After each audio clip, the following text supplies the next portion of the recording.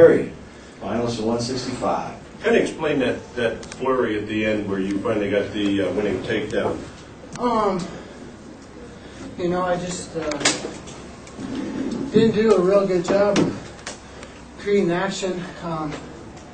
Didn't really wrestle how I wanted to, but probably out of everyone I've ever wrestled, him and Hendricks, he's obviously, I don't categorize him in that category, but it's extremely difficult to get to his legs.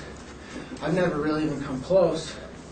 And, he's satisfied with winning 3-2, and I think he'll be that way the rest of his career.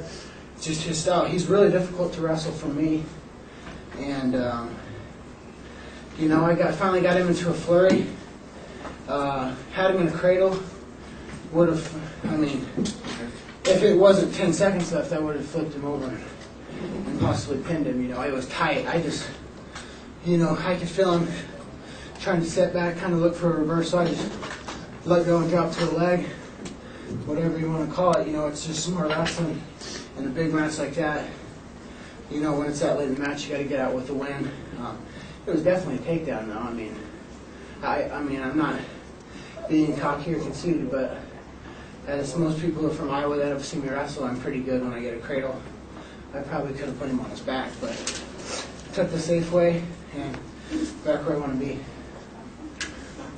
Mark, those of us who were watching on the monitor out here couldn't see the ref, and when he actually gave you the two, at what point did he award you the takedown? I think it was probably 25 seconds left. 14. All right, 14 seconds, 13. I don't know. I just remember going out of bounds, or I heard their coach yell or something. 25 seconds. So I knew he was going to try to make something happen because he didn't want to obviously go to the ride out. So I just stayed down low. I knew he was going to come in.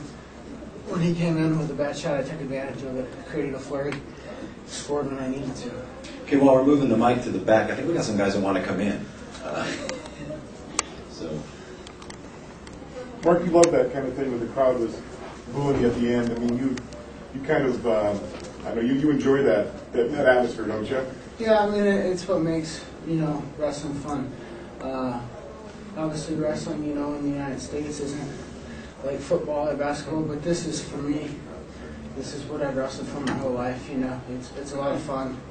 I don't really understand the whole booing concept in general. Just when half of the people are booing, probably never been on the mat before. And I don't know what they were booing about, but maybe it's because he's from Missouri, or I don't know, but yeah, it's fun. I don't care. I would like him to be on my side, but it's all fun and games. Everyone's a wrestling fan. You're back in the finals again. Same feeling as last year? More. I think I feel better as far as it's not more important, because my whole life I've wanted to be part of the team national championship, and I think we're doing pretty well, and might be on our way to doing that. And for me to be able to help out and contribute means the world to me. That's my number one goal this year, was to be on a national championship team, and we're wrestling pretty well right now. And I didn't like the way I performed at Big Tens. It was pathetic, pretty much.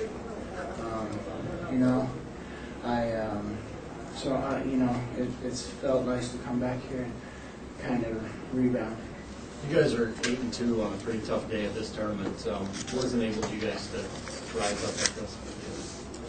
I think we really have to just credit our coaching staff. Brands and his whole staff, even having Gable there.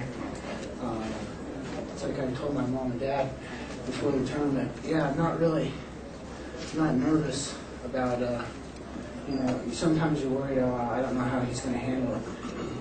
You knew guys like Joey Slayton. I even think fans in general that just go to all the Iowa matches knew Joey Slayton was probably going to show up and wrestle his best, and Brent Metcalf and Jay Borchel's on fire right now.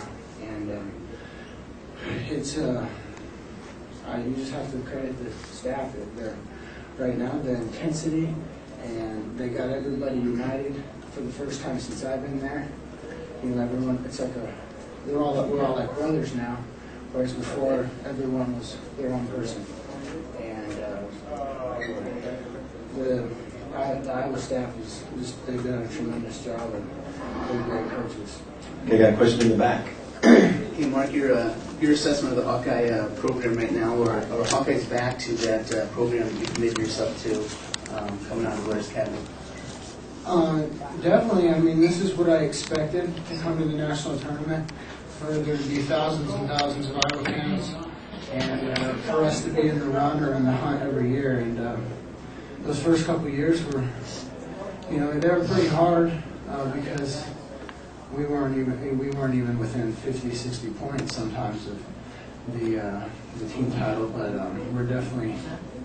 this is definitely what, you know, I've been looking forward to for a long time, and I'm just honored to be part of this team. You and Maribel wrestled a close one 2 months ago. Were you expecting one pretty soon? Yeah. I obviously you got to get ready for the finals. It's a big match. Probably against a kid that I lost to at Big Tens. We've split 2-2 in college. Not sure if I'm wrestling though. I'm very confident, but I was, you know, I'm not going to say I was worried about anything coming into this tournament, but the way the kid wrestles is very difficult.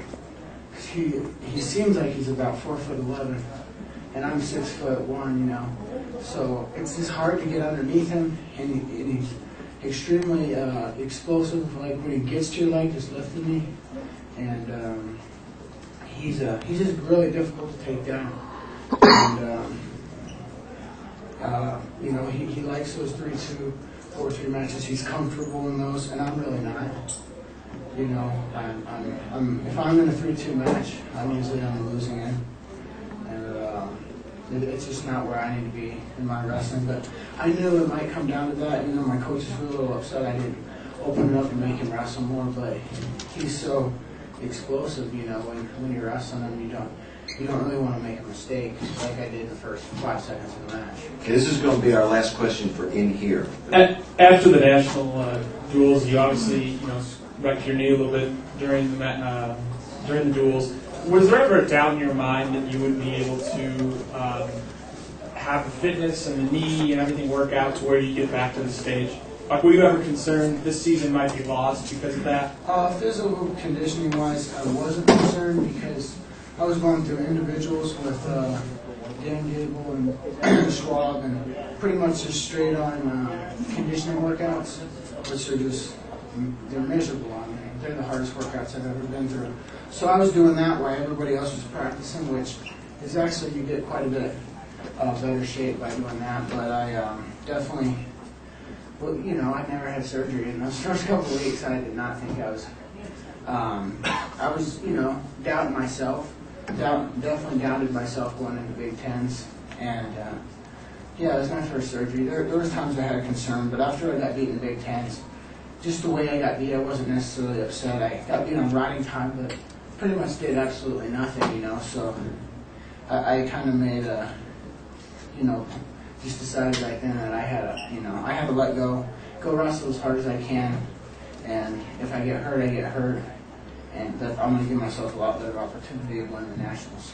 All right. Thank you. And we'll